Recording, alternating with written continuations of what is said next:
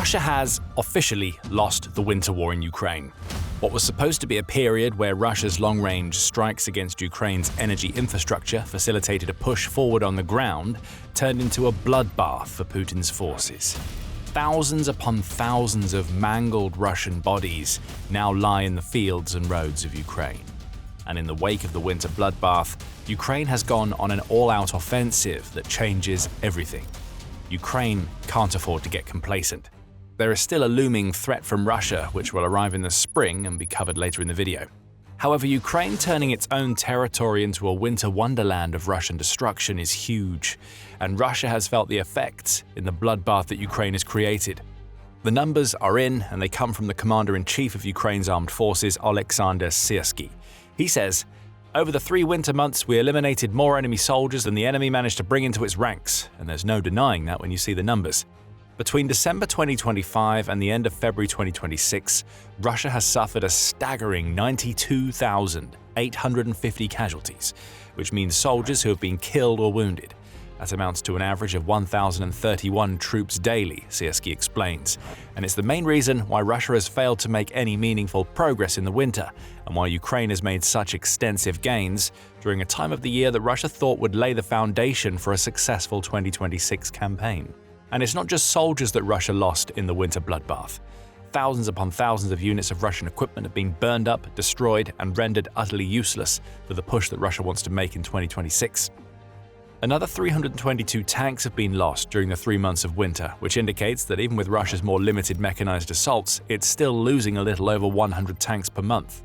That's not ideal for a country that is only building and rebuilding about 400 tanks per year, of which some are refurbished T-80s rather than the newer T-90s that Russia manufactures at a rate of about 250 annually.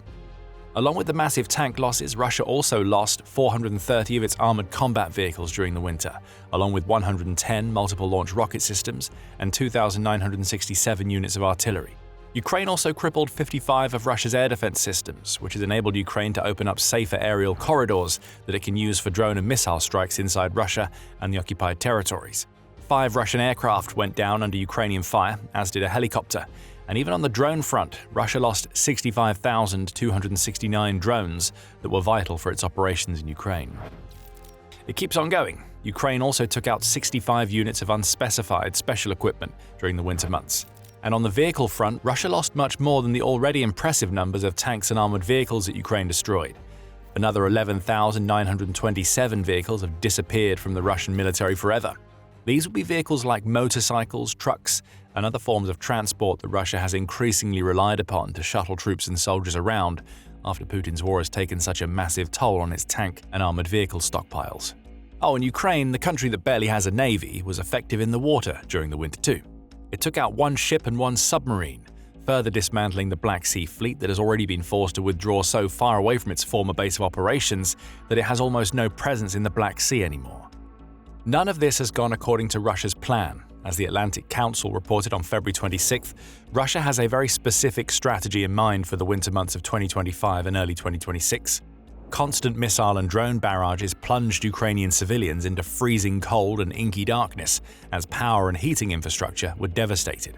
Russia's goal was to freeze Ukraine out, to force its leadership into conceding the war by placing such a heavy burden on non-combatants that Ukraine would have no other option.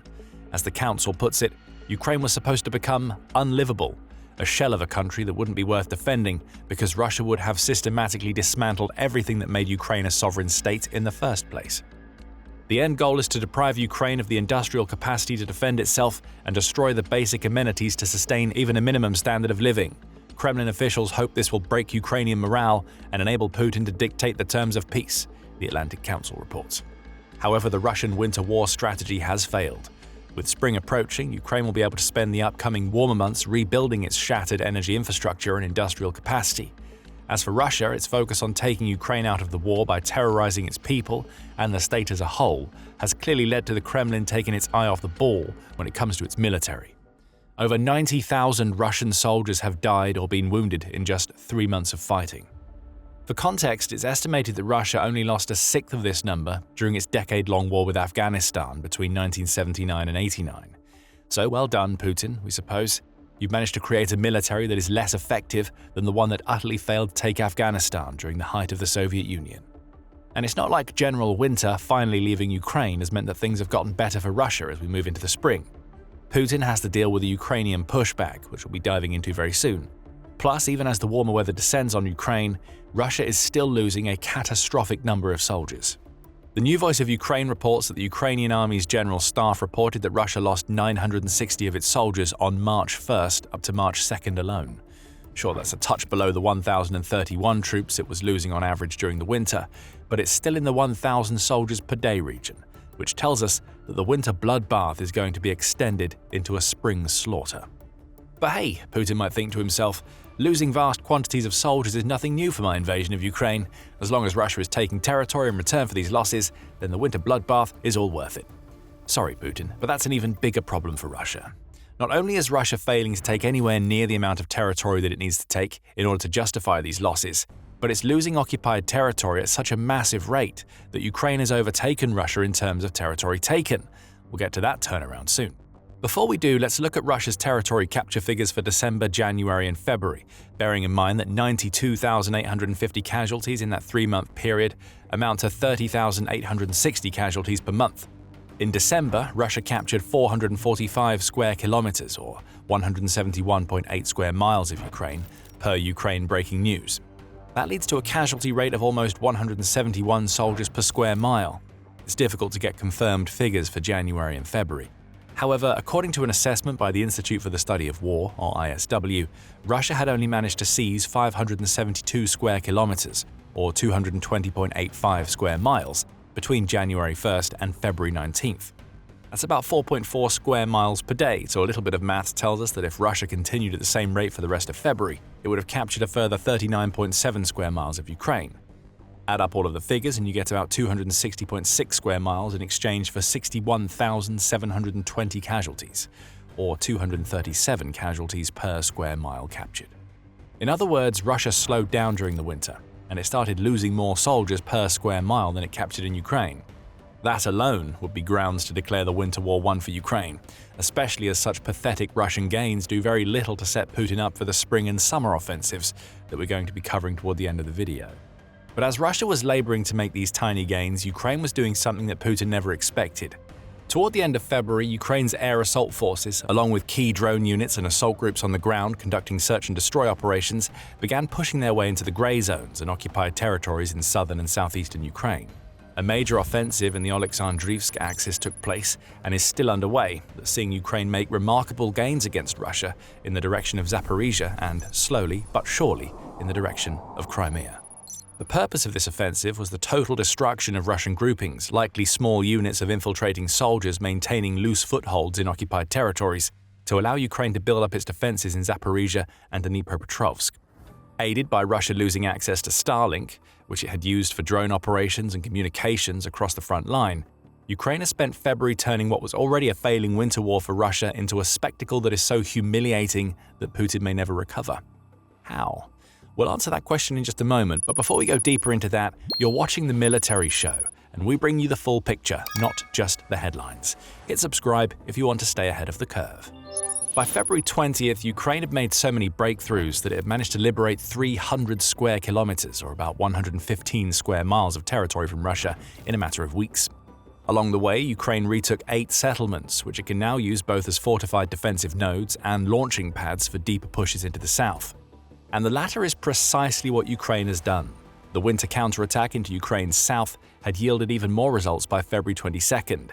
Siersky reported that Ukraine held 400 square kilometers, or 155 square miles, of liberated territory by that point, which included some regions that it had retaken toward the end of January.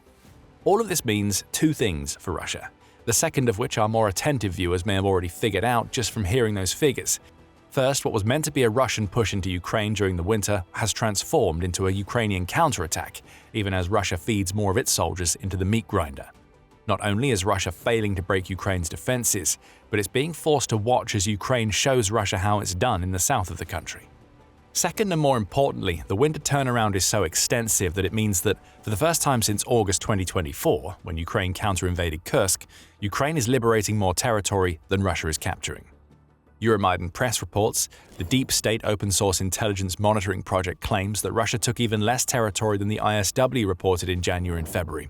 According to Deep State, Russia captured 245 square kilometers, or 94.5 square miles of Ukraine in January, and it followed that up with a pitiful 126 square kilometers, or 48.6 square miles, in February. If those figures are accurate, it means that Ukraine liberated more territory between the end of January and February 2022 than Russia managed to take over approximately the same time period. What this means is that a bad winter has become disastrous for Putin.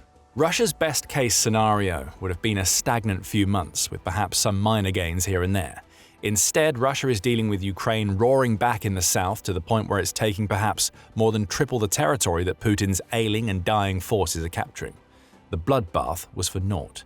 The balance has shifted in the Ukraine war, and it's squarely in Ukraine's favor. Taras Chmut, who is the head of the Come Back Alive Foundation, as well as a member of Ukraine's supervisory board of the Defense Procurement Agency, said as much in a March 1st Facebook post where he said, "Russia has lost the battle for winter, and we won. The first day of spring, the sunny day is getting longer. It keeps on getting warmer. Ukraine continues its fight. On the front line, for the first time in months or maybe years, we started to free up more territory than we lost." This is the de-Russification of Ukraine on the grandest scale we've seen in years. Ukraine turned the winter bloodbath into an all-out offensive that proves that Russia is an increasingly spent force as Putin tries to prepare for a spring and summer that is supposed to deliver massive gains to Russia's forces. However, there is a caveat to all of this. As impressive as Ukraine's winter campaign has been, this is not the time to get complacent. As we've mentioned several times already, Russia has big plans for the rest of 2026, though you'll soon be learning about the big question marks that hang over those plans in the wake of Ukraine's winter warriors achieving so much in 3 months. Zelensky himself has outlined those plans, noting that they start with the increased Russian missile and drone strikes that Ukraine absorbed throughout the winter. As Russia's forces capitulated, or in most cases, died on the ground, Russia maintained its airstrike strategy against Ukraine's cities and energy infrastructure. During the 3 months of winter, Zelensky claims, Russia launched 738 missiles, 14,670 guided aerial bombs, and almost 19,000 attack drones at Ukraine. Among the largest of Russia's single strikes was a December 6th attack with 700 aerial targets, including more than 50 missiles, all as part of the terroristic campaign that we discussed earlier. The one saving grace that Russia has as the war moves into the spring is that it can continue to bomb Ukraine from afar, even as its ground forces are being pushed back or dying in droves. However, not even these missiles and drones are going to do much to help Russia's army ahead of the ground offensive that Russia has planned. The ISW and TVP World have both reported on this planned offensive. According to the latter, which reports on figures from Deep State, Russia is planning a major push into Ukraine's east with over 100,000 soldiers. Interestingly, that's significantly less than the 170,000 soldiers that Russia deployed to take Pokrovsk alone during the summer of 2025 and into 26. How Russia thinks it's going to take on the rest of the Donetsk fortress belt, which is even more fortified than Pokrovsk, with 70,000 fewer soldiers, is anybody's guess. Still, 100,000 troops in the east is still more than most active armies in Europe. The ISW adds that Russia has started to attempt artillery strikes in Ukraine's east, which it says are setting up for a deeper push into Donetsk.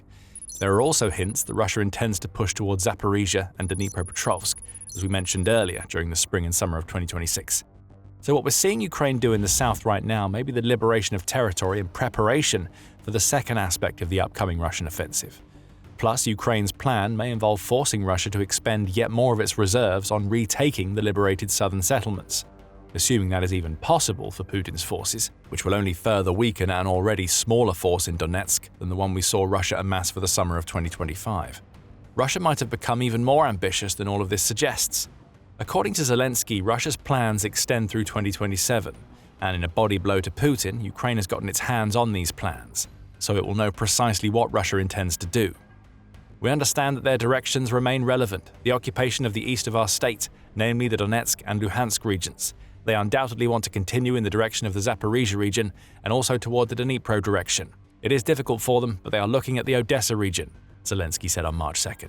It's all well and good for Russia to have these plans, but as Zelensky points out, and the sheer toll that Russia's winter failures took highlight, Russia lacks the capacity to make any of this happen. We see these directions, but these maps for now have nothing in common with reality, because they cannot accomplish the tasks, Zelensky adds.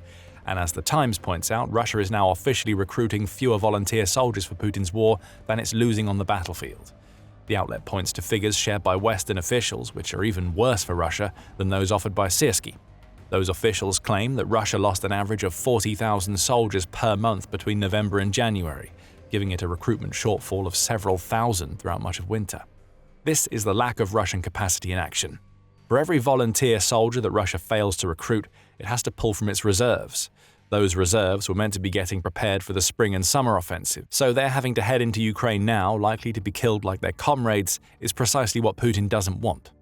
Russia has lost soldiers during the winter that weren't even meant to be in Ukraine yet, and it's lost territory upon which it would have relied for its pushes into the Zaporizhzhia and Dnipropetrovsk directions. In other words, and we've said it before, Russia is a spent force, in more ways than one. As Putin is trying to deal with crippling manpower issues, he's also dealing with low oil prices and constraints on Russian resources caused by sanctions, all of which are causing major damage to Russia's economy.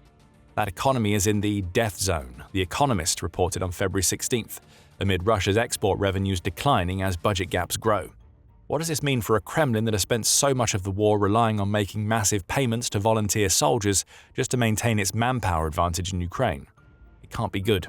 When the money runs out, all that Russia will have left are its reserves, which are already being deployed early and have spent much of the winter dying in Ukraine. With all of this in mind, the Russian bloodbath during winter has massive repercussions. Ukraine is liberating record-breaking amounts of territory. Russia is losing soldiers and equipment at such a rate that whatever it has planned for its spring and summer offensives already looks like it's going to fail. Ukraine now knows precisely what Russia wants to do until the end of 2027. And you can guarantee that everything that Ukraine does from here on out will be designed to counter Putin's already faltering plans. And then there's still the Starlink issue for Russia to overcome. It's played a huge role in enabling Ukraine's winter counterattacks. If you want to find out more about the Starlink shutdown and what it means for more than 700,000 Russians fighting in Ukraine, check out our video.